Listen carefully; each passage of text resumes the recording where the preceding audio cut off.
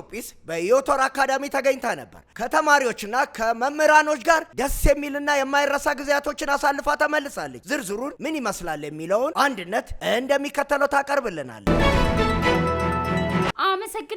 አመሰግናለሁ ጀቱ ኢትዮጲስ በዮቶር አካዳሚ ተገኝታ ነበር። እጅግ አዝናኝና አይረሴ ጊዜን አሳልፋለች። የፓፒ ትዕይንትና ሰርከስ የዝግጅቱ ማድመቂያዎች ነበሩ። ኢትዮጲስ የተዘጋጀቻቸውን ተረቶች፣ እንቆቅልሾች አቅርባለች። ለኢትዮጲስም ልጆች መዝሙር አቅርበዋል፣ ድራማ አቅርበዋል፣ ካራቴም አሳይተዋል። ኢትዮጲስ በዚህ በጣም ደስ ብሏታል። መምህራኖች ልጆቻቸውን ለማዝናናትና ለማስደሰት ተወዳድረው ነበረ።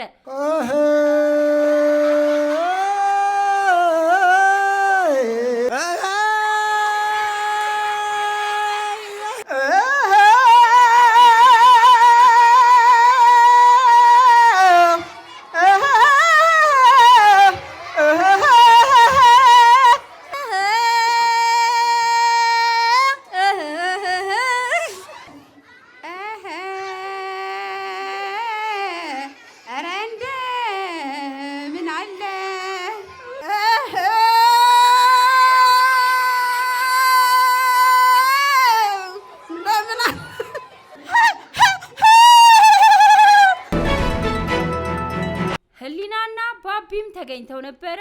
ዮቶር አካዳሚ ሰላም ጀቱ እንዴት ነህ? እንግዲህ ልጆች እንደነገሩ ዛሬ በዮቶር አካዳሚ ተገኝተን ነበረ። በጣም ብዙ ደስ የሚሉ ፕሮግራሞች ነበሩን። የዮቶር ትምህርት ቤት ተማሪዎች በጣም ጎበዞች ናቸው። በጣም ደስ የሚሉ የተለያዩ ቆንጆ ፕሮግራሞችን አቅርበውልን ነበረ። ባቢም በፕሮግራሙ ላይ ታድሞ ነበር። ባቢ ፕሮግራሙ እንዴት ነበር? በጣም ደስ ይል ነበረ። ልጆች በሚገርም ሁኔታ ተዘጋጅተው ነበር የጠበቁን። በጣም ደስ በሚልና ከትህትና ጋር ነበር የጠበቁን። ልጆቹን ኢትዮጲስን እንደሚወዷት ነበር በዚህ ሁኔታም በዚህም አጋጣሚ ያሳዩን። በጣም ደስ የሚል ፕሮግራም ነበረ። እንግዲህ ጀቱ ባቢም እኔም እንደነገርንህ ነው ፕሮግራሙ። አንተ ደግሞ አይተው ምን ያህል ደስ እንደሚል ትነግረናለህ ማለት ነው። ስለዚህ የነበረን ጊዜ ይህንን ይመስል ነበረ። ባቢም እንደተለመደው የተለያዩ አጠር ያሉ ጥያቄዎችን ለልጆች አቅርቦ ነበረ። እጅግ በጣም ደስ የሚል ጊዜ አሳልፈዋል። የባቢ ጥያቄዎች። ሰላም እንዴት ናችሁ? የዮቶር አካዳሚ ተማሪዎችን እንግዲህ በጣም እንደምታያቸው በጣም ደስ የሚሉ ናቸው። እንግዲህ ከዚህም በኋላ ከነሱ ጋርም ጓደኞች ነኝ። እንግዲህ አንዳንድ ጥያቄዎች ጠይቃለሁ። ወደ ጥያቄው። ስምሽ ማን ነው? መክሊት ተመስገን። እሺ መክሊት ተመስገን፣ ስንተኛ ክፍል ነሽ? ሶስተኛ ኤ። ጎበዝ ተማሪ ነሽ? እሺ ያነበብሽው መጽሐፍ አለ? ምን መጽሐፍ አንብበሻል? የኤሊ ቅድመ ታሪክ። የኤሊ ቅድመ ታሪክ ምን እንዴ? እስቲ ከኤሊ ቅድመ ታሪክ የተማርሽውን ነገር እስቲ ንገሪ። ኤሊ ስግብግባቸው ኖሮ ጀርባዋ ላይ ድንጋይ አይሆንባትም ነበር። ጀርባዋ ላይ ድንጋይ አይኖርባትም ነበር። ለሁሉም ሰው ለተንኮሉ ምን ያገኛል? ዋጋ ይከፍላል አይደለ? ዋጋ ተንኮል አለ መስራት አይደል? እሺ ስታድጊ ምን መሆን ነው ፈልጊው? ሞዴሊስት። ስም ማን ነው? ቅዱስ ኤፍሬም ይባላል። ቅዱስ ኤፍሬም ስንተኛ ክፍል ነህ? ሶስተኛ ኤ። ሶስተኛ ኤ። ስታድግ ምን መሆን ትፈልጋለህ? ሳይንቲስት መሆን። ከዛስ? ስምሽ ማን ነው? ስሜ ማርያም ወንድሰን ይባላል። ማርያም ወንድሰን። ስንተኛ ክፍል ነሽ? አራተኛ ኤ። እሺ የምትወጂው ትምህርት አለ? አዎ። ምንድነው የምትወጂው? ሂሳብ። ደግሞ መጽሐፍ እዚህ ጋር ተሸልመሻል። አዎ። የኢትዮጲስን መጽሐፍ ምን አድርገሽ ተሸልመሻል? በአባከስ ውድድር አንደኛ ስለወጣሁ። በአባከስ ውድድር አንደኛ ስለወጣሽ። ለቤተሰቦችሽ ማስተላለፍ የምትፈልጊው ነገር አለ? አዎ በመጀመሪያ ማመስገን የምፈልገው እግዚአብሔር ነው። እሺ በመቀጠል ደግሞ ወላጆቼን ወይም እናትና አባቴን ማመስገን እፈልጋለሁ። ጎበዝ። ስምህ ማን ነው? ቴዎድሮስ በሪው። በመጀመሪያ እዚህ ምድር ላይ ስመጣ የፈጠረኝን እግዚአብሔርን አመሰግናለሁ። እናትና አባቴ እስከዚህ ሰዓት ያደረሱኝን አመሰግናለሁ። ኢትዮጲስ እንወድሻለን። ቻው። ትምህርት ቤት ባለቤትም አስተያየት ተቀብለናል። ወላጆችም አስተያየት ሰጥተውናል። እኔ መምህር ተስፋነሽ ተክለያሬድ እባላለሁ። የዮቶር አካዳሚ የቅድመ አንደኛ ደረጃ ርዕሰ መምህርት ነኝ። ዮቶር አካዳሚ በ2016 ዓመተ ምህረት የተቋቋመ ትምህርት ቤት ነው። 3 ዓመት ሞልቶታል።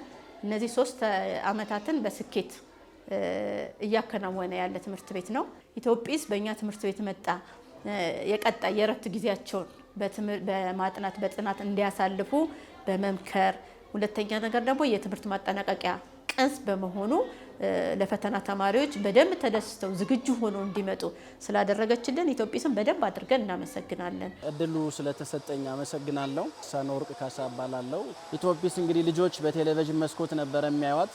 በቴሌቪዥን መስኮት ያዩ ቤት ውስጥ እጅግ በጣም ይደሰቱበት የነበረው በአካል መጥተው ደግሞ እዚህ ጋር መደሰታቸው ለኛም ደስታ ፈጥሮልናልና ምናልባት እናንተም እንግዲህ እንደ ትምህርት ቤት እንደ አንድ የሚዲያ ተቋም መታችሁ ልጆችን የምታበረታቱበት ትምህርታዊ መልእክት ትምህርት አዘል የሆኑ መልእክቶች የሚተላለፉበትን እንድትፈጥሩ እንደ አንድ ወላጅ እናንተን መጠየቅ እፈልጋለሁ። ስለዚህ ለሚዲያችሁ እጅግ ላቅ ያለ ምስጋናዬን አቀርባለሁ። መርጌታ በቃሉ ቢመራው እባላለሁ። የህይወት ወር አካዳሚ ምክትል ስራ አስኪያጅ ነኝ። ከተመሰረተ አሁን 3ኛ አመቱ ላይ ነው ያለው።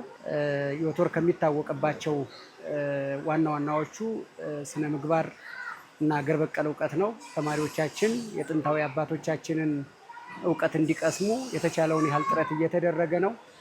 ያለበትም ቦታ ልጆች በዚህ ልክ ራሳቸውን እንዲቀርጹ የሚያነሳሳና መንፈስን የሚማርክ ተቋም ነው።